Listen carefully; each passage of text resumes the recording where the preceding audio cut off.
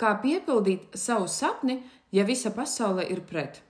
Kā piepildīt savu sapni, neskatoties uz apkārtējo nelabvēlību, problēmām ikdienā, bailēm un šaubām? Mums liekas, it kā visa pasaule ir pret mums, pret mūsu sapni. Bet lieta un būtība ir mūsos pašos. Kā pusceļā nepadoties uz savu sapņu sasniegšanu un palikt resursa stāvoklī, neskatoties ne uz ko. Kādu iemeslu dēļ tev nolaižas rokas, pazūd vajadzīgā noskaņa uz rezultātu sasniegšanu un ar kādām grūtībām tu sastopies ceļā uz sev vēlamo sapni? Vai tev ir pazīstamas šādas situācijas? Pats pirmais nav atbalsta no ģimenes un draugiem. Tā vietā, lai tavi mīļie un tuvie cilvēki tevi atbalstītu, viņi tieši otrādāk liek pagalas tev ritiņos. Ar šādām frāzēm tev nekas neizdosies, tas nav iespējams, pat necenties. Otrais. Neveiksmes darbos un mājas lietās un ikdienas rutīnā. Tu sastopies ar nepatīkamiem momentiem darbā, mājas lietās, attiecībās ar cilvēkiem.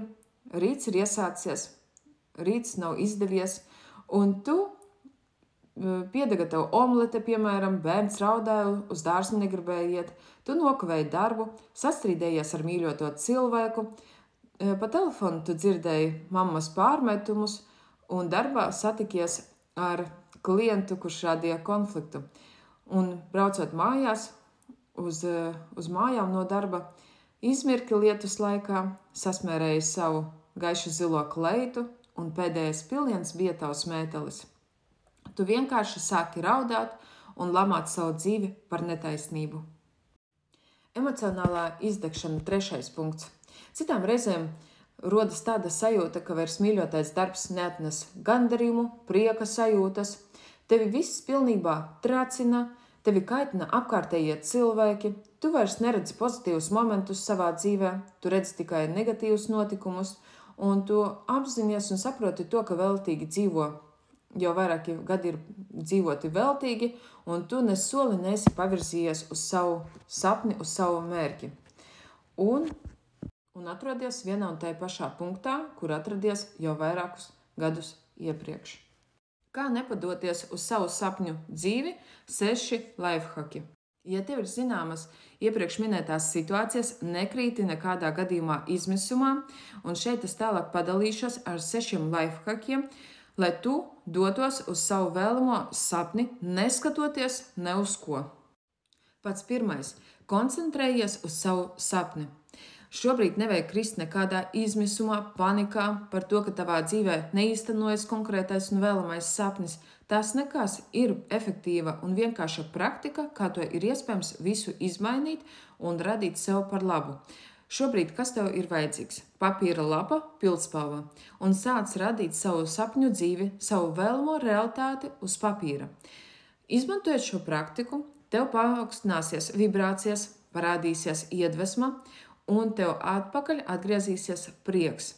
Un pats galvenais, pildot šo praktiku, tev obligāti jāraksta ir tagadnes formā, tā it kā tas jau ir noticis tavā realitātē. Un visas sajūtas, izjūtas, raksti arī maksimāli detalizēti, jo maksimāli smalki un detalizēti aprakstīsi, jo labāk tas būs un ātrāk tas piepildīsies tavā realitātē un kļūs par īstenību tavā dzīvē.